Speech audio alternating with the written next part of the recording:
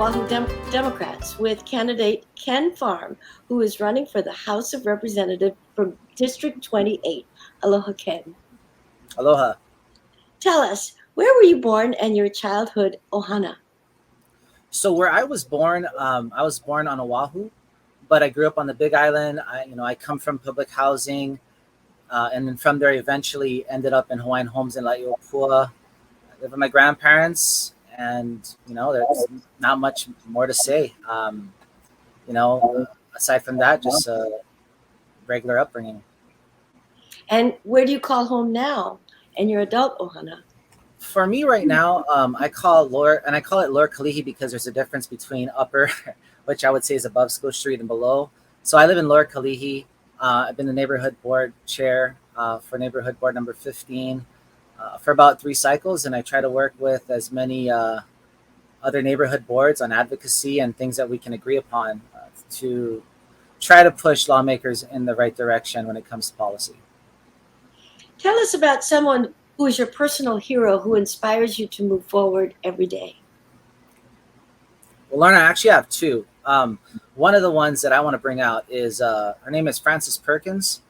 And a lot of people don't know who she is, but let me go ahead and let people know. She is the person who helped found Social Security. So when we talk about Social Security and the social safety net, it was never part of the original New Deal plan. It was, if you can fund this and make this work, then we'll make it work. And that was very innovative at the time. The second is the 100th Battalion. And the reason why is because of the fact of the resilience that they had, but also there was something else. It was a combination of individuals from Hawaii and individuals from the mainland. And they never really had this connection until people in Hawaii actually got a chance to visit what the conditions were like for the family members who are unfortunately put in camps in the mainland. And then they started to work and unify as a team. So that is something that I think is very inspiring.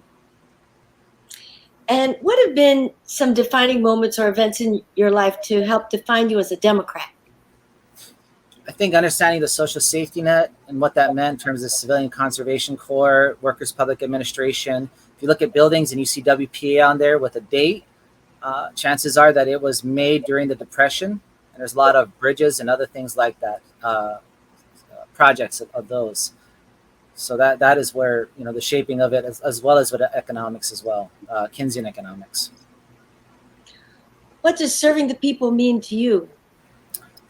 So serving the people, for me, it means bringing all your resources to bear, trying to be innovative. You have different minds, and also follow through. You can have all those different things, but if there's no follow through, then you really don't have the execution of the plan. So you use the minds and innovative thoughts for the planning, and then you move from there toward the execution phase. And to me, that's what serving the people is actually going through that process and following through. Why do you believe you're the right Democrat for the job of serving District 28?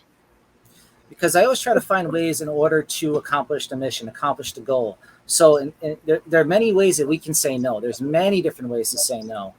But it takes an innovative individual and those who want to bring others to the table in order to say yes. So instead of saying, okay, we can't just do this, but it's how do we go about doing it? How do we look at affordable housing? How do we look at dealing with our mental illness problems that we have, or the policies that we have that create some of the issues that we have? If you win and can accomplish two things while you're in office, what would they be? So the two things that I would, actually there's more than that, but I'll just mention two. Revamp how we look at mental health services and how we do service delivery. Make sure that we're under a framework for which there is a common understanding in terms of where the basic premises are, and then from there, service delivery can go about to the rest of the community. And that's something that I'm very passionate about. I've worked in that field before. And the next thing about it is to increase resources for the past members of the uniformed services who had issues with discharge and get those upgrades that they've had.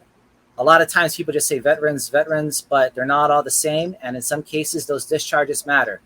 If you have an individual who may have a bad discharge at the time, if that is allowed to happen, they won't have services. So if we're able to help with the upgrades, help get that person back on their feet, then we can start to move some people who are on the street by virtue of that. Maybe some decisions back before years ago that has affected their lives for a lifetime, the way that these types of discharges work. Wonderful. Ken, if the Democrats want to volunteer for your campaign, how can they reach you? They can reach me at kenfarmforhouse@gmail.com.